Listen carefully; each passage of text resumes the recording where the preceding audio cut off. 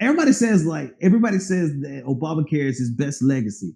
Honestly, I think the Iranian nuclear deal, is probably his most enduring legacy of something positive. Because I mean, I hate to say this, man. I hate to say this. Oh God, I'm going to say it anyway. I guess. All right. I always start that. Um, you know what? I I can't really say this without getting in trouble, but as a progressive, let me put it on me. As a progressive and a person who is hugely idealistic and really wants world peace, so much so that I went to study war and peace so that we could figure out how to get peace, a constant state of peace, or get to a place of peace. And then the reality of studying the situation, you realize, the best peace that we could come up with by the time we broke this thing was what we have right now. And that means that I am a progressive who has hopes for peace, so much so that I study this, but I'm hit with the sad reality of this might be the best peace we can come up with. Give or take some percentage points, right? Give or take, a margin of error, right? All right, I'm not saying that we have to accept everything and not fight back the way we can fight back, to advocate, to protest, to try to stop the wars that are going on. There's always going to be ways of making our system better. But I don't see a way that we change our system without destroying everything, right? And that's kind of the whole thing we're talking about. And I prefaced all of that to say this next sentence that I'm just going to say. Oh God, this is horrible. I don't see progressivism helping on the international affairs issue. Whew. I've been holding that in for a long time. I don't feel liberated. I've been holding. It's the ugly truth. It's an ugly truth that really depresses me. It depresses me because I fucking got in this. I got into this trying to answer the question of how do we bring world peace. And I came into this as an anti-imperialist. I came into this saying the only problem with the international world is the United States of America. America is the problem. Catch me around 2002, and that's what I was. America is the problem. America is the great destabilizing force. We're the issue. And all we have to do is all America has to do is get out of the way. So can't nobody tell me about being anti-war. I don't know. I'm trying not to cuss. My dude, I've been anti-war since before some of y'all knew what the anti-war movement was. And of course, I got some old people in here who follow me that probably were in the anti-war movement when they were in the 60s. Okay, you win. But the point is, I have been anti-war for the longest, and that's why I took money out of my pocket to go study it. I didn't go study political science and international relations in order to get a goddamn job, because there ain't no jobs in that. I went to study the world as it is so that I could try to figure out how to make it something else. And you know what depresses me right now, still today, for all of my idealism and as smart as people think I am and as smart as I think I am, I cannot figure out how we go from an imperialist capitalist system and go to anything else without destroying the entire world.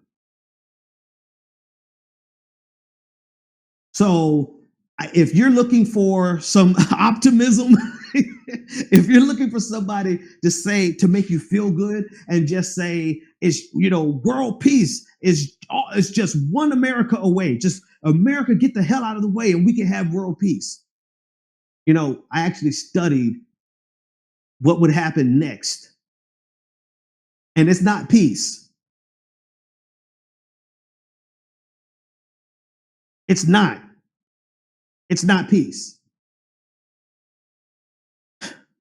And so I am a person who wants stability, because stability is about the closest thing that mankind has been able to come up with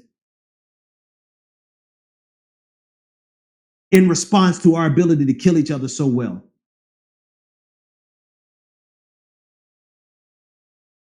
And of course, some simple-minded human being who can't really see the world in the grays, but has to see the world in the blacks and the whites, in the extremes, but they can't see it in the tension in the middle. They can't see the reality of the grimness of the gray area, living in the tension of the gray. The world is never, or the world is not simply black or white, man. The problem sometimes exists in the gray, or the solution sometimes exists in the gray. But some simple-minded person who can only think of world peace in the sense of American imperialism is the only thing blocking world peace. Some simpleton like that is going to listen to what I just said and say, oh, Ben's been bought out by the Illuminati. Ben's been bought out by the deep state. George Soros is funding him. And that's fine. I don't care what you think. But the reality of it is that I hear you say that and I'm like, man, you are no closer to getting anywhere near your goal of anti-war than walking out of your front goddamn door. That's how far you are from getting to even having a solution on paper for world peace. Most people who talk about anti-war and world peace, they haven't stepped out their front door to work on it. And so they are no closer to getting all they have is their talk. And while people have invested their lives into trying to figure this shit out, all they've done is sit back and say, all America has to do is get out of the way. And it sounds good, but it hasn't gotten us one step closer to actually realizing world peace. It's good enough to get your Patreon money. It's good enough to get you to donate. Okay, the person who makes the most money is the preacher who sits out there and screams out in extremes and says, all America needs to do is get out of the way. And I would love to see happen to America what America's done to everyone else. Okay, that might be cute for a tweet, but what actually happens after that? See the little thought bubble go up, and let's go into, you know what I mean? And actually consider what happens when you do what your great sounding tweet actually says. But that simpleton is going to say, oh, Ben's been bought out. Ben's been bought out by George Soros. No, Ben is willing to face some, I hate to use this phrase again and again, but an inconvenient truth that we may never ever in human society, human history, and the capacity or capability of mankind's complete potential from now until the human race is extinct, we may never be able to achieve world peace. But God damn it, if we can't get stability,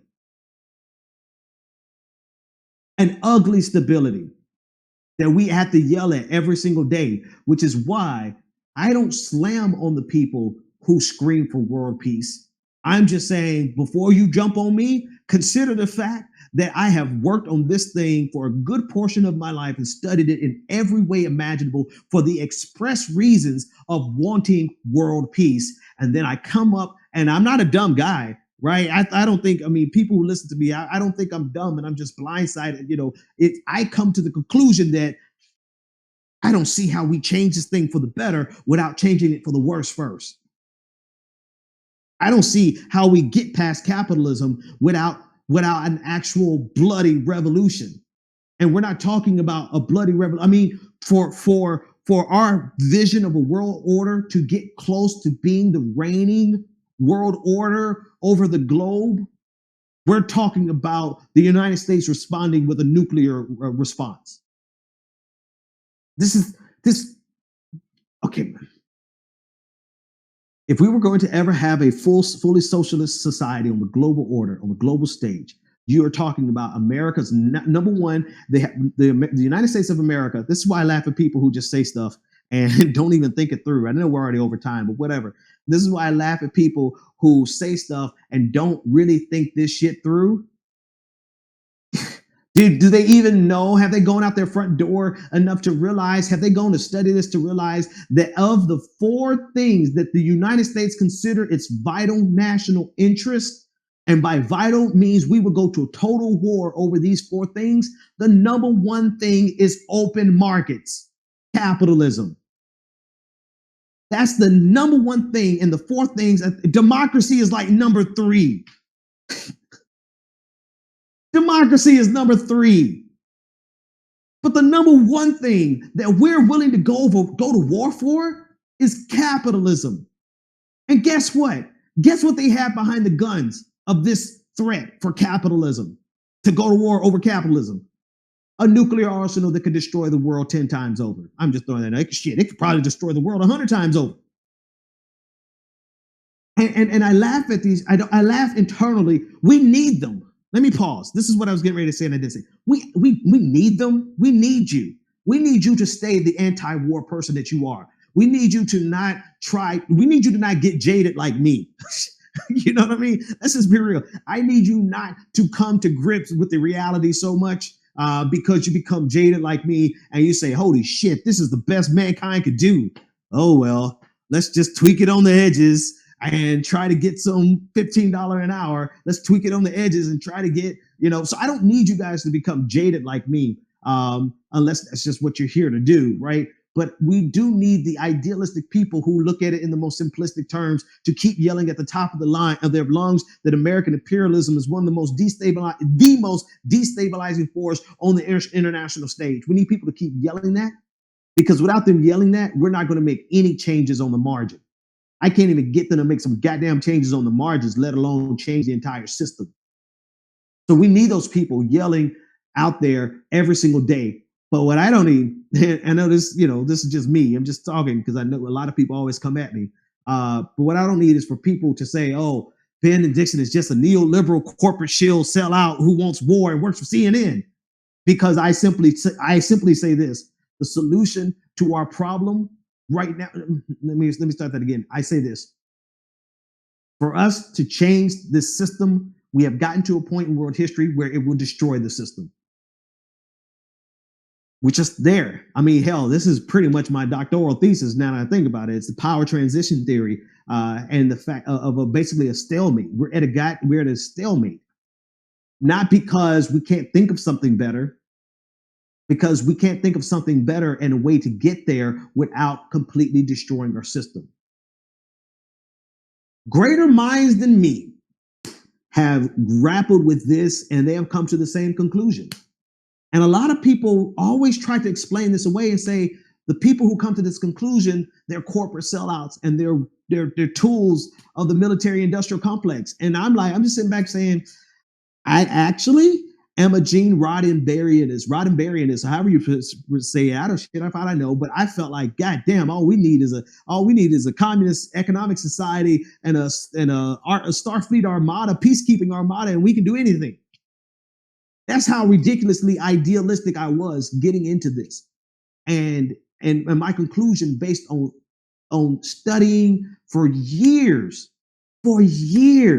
about how do we get to a better place in society, was like super depressing, because we have the biggest power in the world with the most devastating weapons in mankind's history standing behind capitalism, saying that that's their number one goal.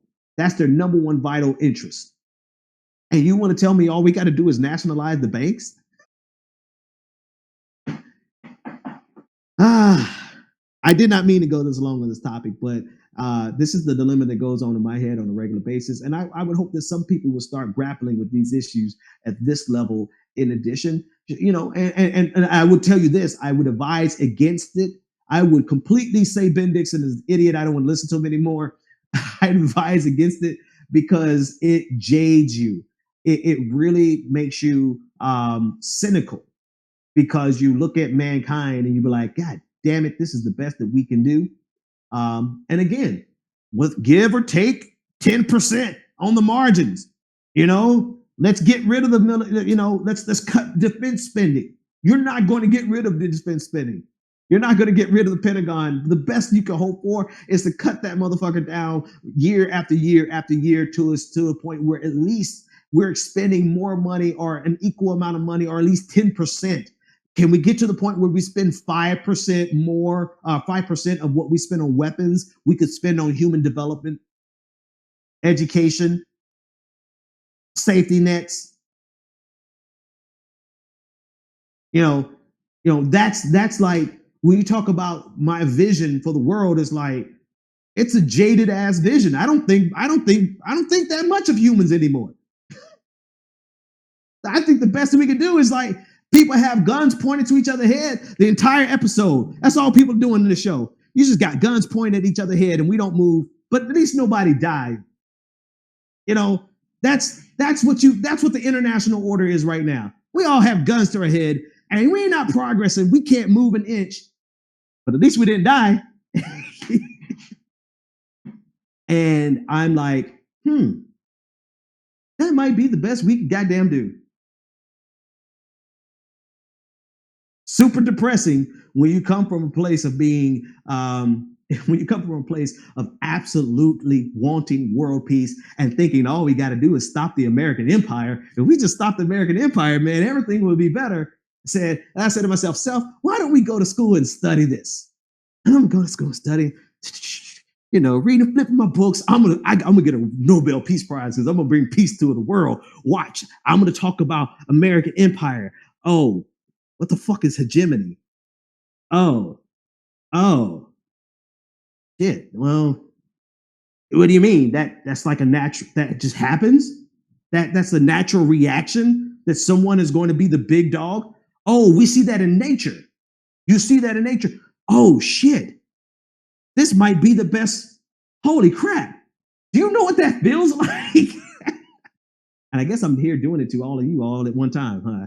I'm spreading the misery.